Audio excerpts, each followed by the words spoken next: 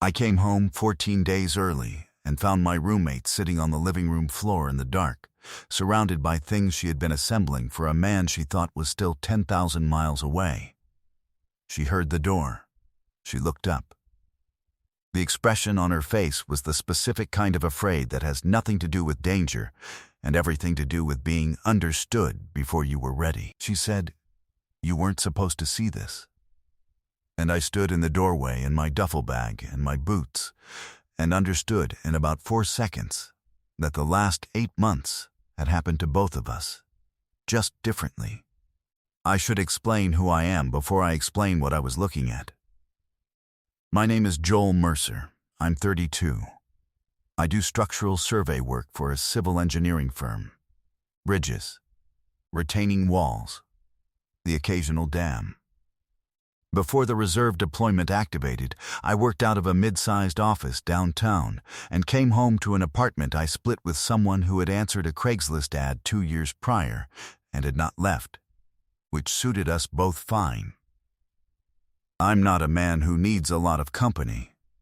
I'm a man who, apparently, needs exactly one specific kind of it without having said so clearly enough to himself or anyone else. Her name was Dara Osei. She taught high school history 3 miles from our apartment and corrected factual errors in movies out loud without apology, which I had found irritating for approximately the first 3 weeks, and then began to enjoy in a way that was probably diagnostic. She wore the same gray cardigan so often I had privately started thinking of it as just her.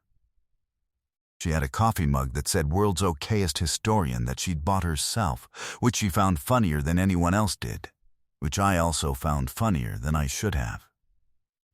We had been roommates for 2 years, long enough that she had rearranged my kitchen cabinets once without asking, and I had not mentioned it because she was right. Long enough that when the deployment orders came, she had stood in the kitchen doorway with her mug and not said anything for a moment, and then said, "When?" And I had told her, and she had nodded and gone back to the kitchen, and I had heard her set the mug down harder than usual. I had filed that sound in the category of things I was choosing not to examine. I had a lot of files in that category. The deployment was 12 months, compressed to 10, then to 9.5. When the early return came through, administrative reshuffle, nothing dramatic. I had 24 hours to decide whether to warn her. I decided not to. Partially because the timing was uncertain.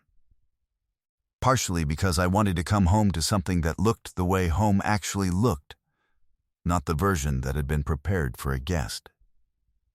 I told myself that was the reason. I am 32 years old, and I still occasionally lie to myself about the obvious thing. I landed on a Thursday evening. I took a cab from the base transit point because it was faster. It was November, and the city smelled like it always smelled in November. Cold pavement and something woody. The first suggestion of someone's fireplace, and I had missed that smell in a way I hadn't expected to miss anything, which told me something about how the 8 months had gone. The apartment building looked the same. 3rd floor. End of the hallway. I had my key. The lights inside were off except for the small lamp in the corner of the living room, the one Dara kept on in the evening because she said the overhead was aggressive. I pushed the door open, dropped my bag, and for a moment I just stood there in the entry registering that I was back. The apartment smelled like coffee and something else I couldn't immediately place, something warm, slightly sweet. Then my eyes adjusted and I saw her on the floor. She was sitting cross-legged in the middle of the living room rug with her cardigan on, and she was surrounded by things. Not in a chaotic way, in the way of someone who had been organizing something carefully, with intention.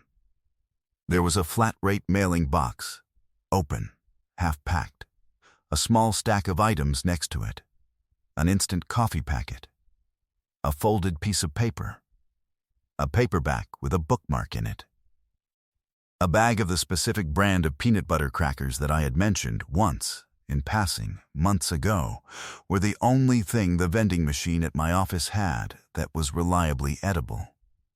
She had her phone in her hand, and she'd been reading something. The screen was lit. I could not see what was on it. She heard the door. She looked up. We looked at each other across the dark living room for what felt like a long time, but was probably 3 seconds. Her expression moved through several things quickly. The first was pure shock, the unguarded kind, the mouth slightly open. The second was something more complicated. The third settled into a kind of stillness that I recognized as her thinking very fast. "You weren't supposed to see this," she said. I looked at the box. I looked at the crackers. I looked at the folded piece of paper, which I understood, in a way I could not have explained, was a letter. I looked at her. "When were you sending it?" I said. A pause. "Tomorrow you've been doing this the whole time?" She pressed her lips together, set her phone face down on the carpet. "This is the third one." Something happened in my chest that I decided, for the moment, to ignore. I closed the front door behind me. I set my duffel bag against the wall. I came and sat down on the floor across from the mailing box, which put me about 3 feet away from her. Which was close, and I had not planned that, but I also did not adjust. "Can I see the letter?" I said. "No," she said immediately. "Okay, it's private, I understand." "Joel," she said my name in the tone she used when she thought I was being obtuse, deliberately. "This is not. I wasn't trying to make it weird. I just thought you might want something. Mail is good to get when you're deployed, and I had your address, and I figured once was fine, but then once became—" She stopped. Looked at the box. "This is the third one." She had said that already. I think she was aware of it. I have poor survival instincts around women who correct themselves mid-sentence and then go quiet. "Dara," I said. "What's in the letter?" "Things that are not your business. They're about me." "That doesn't automatically make them your business." "That is technically accurate, and I chose not to say so." I looked at her instead, the cardigan, the mug that was not currently present but that I somehow expected. The way she was sitting with her back slightly straightened the way she did when she was holding something in. She had cut her hair since I left. It was shorter near her face. I noticed that. I was aware of noticing it. "You want to know what the first letter said?" she asked. She said it quietly, which with Dara meant something. Dara wasn't loud, exactly, but she was present. When she went quiet, it was always because the words were doing something she hadn't cleared with herself yet. "Yes," I said. She looked at the floor between us. "It was about the cabinet thing. I waited. I rearranged your cabinets, and I never told you why." She picked up the edge of the instant coffee packet, set it down. "The reason was that you kept reaching up to the right for the mugs, and they weren't there. I watched you do it 4 or 5 times. It bothered me. So I moved them." A pause. The first letter was me explaining that, which is a slightly insane thing to mail someone who is deployed, but I had started it before I understood it was insane, and then I couldn't stop. I thought about my kitchen cabinets. I thought about her watching me reach the wrong direction 4 or 5 times. "What was the second letter?" I said. She looked up at me then. Her fingers found the folded piece of paper next to the box, didn't pick it up, just touched the edge. "The second one was harder," she said. I figured. "I sent it 3 months ago." She set the paper flat, pressed the fold with her thumb. "I sent it, and then I panicked, and I was terrified you'd gotten it, and I spent a week waiting for you to mention it, and then you didn't. And I thought maybe it got lost, and then you said something in one of your emails about finally getting a batch of mail, and I thought, okay, either he got it and he's not going to say anything, or he got it and he didn't understand what it was." She looked at me steadily. Which is it? I thought about 3 months ago. I thought about a batch of mail, a Thursday, a folded page in Dara's handwriting with no subject, just a series of observations about what the apartment was like without me in it. The way she'd described the morning differently, what she'd said about the corner of the room where I usually sat, what she'd said, at the end, that I had read twice and then put in the front pocket of my bag and not put anywhere else. I understood it, I said. She went still. Not dramatically, just completely. You didn't say anything, she said. I didn't know how to say anything. In 8 months. You had a head start of several years on articulating this. I needed some time. Her jaw moved slightly. She looked like a woman who had just realized she'd been waiting for a conversation that the other person had also been waiting for, which is a specific kind of relief that looks almost like anger at first. I've been in love with you since the first winter, she said. She said it plainly, the way she stated historical facts, with the same flat certainty she used when she corrected movie errors, not dramatic, just true, just accurate, just a thing that was the case. I spent a long time thinking that was a problem I was going to solve. And then I stopped thinking it was solvable. And then I started writing you letters because I needed somewhere to put it that wasn't just in my own head anymore, and you were gone, and I thought at least this way it was somewhere. She looked at me. That's all it was. The room was quiet except for a car outside and the sound of the buildings settling around us. Dara, I said it carefully. You don't have to. I'm not going to make this into something you're not ready for. If you want to take that letter back, I don't, she said. Fast, then quieter. I've been trying to take it back since I mailed it.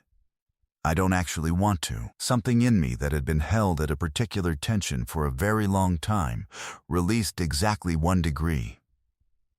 I kept the second letter in the front pocket of my bag, I said. The whole deployment. I read it probably 20 times. When something went wrong, when it was a long week, I read it. That's why I didn't say anything. I didn't know how to tell you what it was doing without sounding like I stopped. Started again. I thought about you every day, not in a way I had words for, in the way that the apartment was yours in my head more than it was mine, in the way that when I thought about what I was coming back to, I was thinking about you. Just you. Not the building. Not my job. You. She looked at me. Her fingers had stopped moving. Okay, she said softly. Okay, I reached across the mailing box, over the instant coffee and the crackers and the third letter that she hadn't sent yet. And she met me halfway, her hand in mine, and neither of us said anything for a moment, because there was nothing left to say that was more necessary than just sitting there. Then she looked down at the box. I still have to mail this, she said. I'm right here. Well, a pause. I'll put it toward the fourth one. She looked up at me with something that was not quite a smile but was close, the kind that happens when relief and embarrassment arrive at the same moment. I had a good system. You really did, I said. From down the hall, her phone buzzed on the carpet. She ignored it. I ignored it. Outside, November continued being November. Cold pavement and fireplaces, and inside the lamp in the corner stayed on, the way it always was when she was home. And I thought about 10,000 miles in a pocket and 20 readings of a letter that had never gotten lost at all. 6 weeks later, I found the third letter. She had finished it and left it on my side of the kitchen counter, not mailed, just left, with a sticky note that said, "Since you're here." I read it at the counter. Then I stood there for a while. She was in the other room. I could hear the television. She was correcting something, quietly, to herself. I went and sat next to her. She didn't look up, just shifted to give me the better half of the blanket automatically. The way you do when you've been doing it so long it stopped being a choice and just become how you sit on a couch. The part at the end, I said. I know, she said. That was all. 8 months after that, when people asked how we ended up together, Dara said, "He came home early and caught me at the worst possible moment." I said, "She had a very good system, and I had very poor timing." Both of those things were true.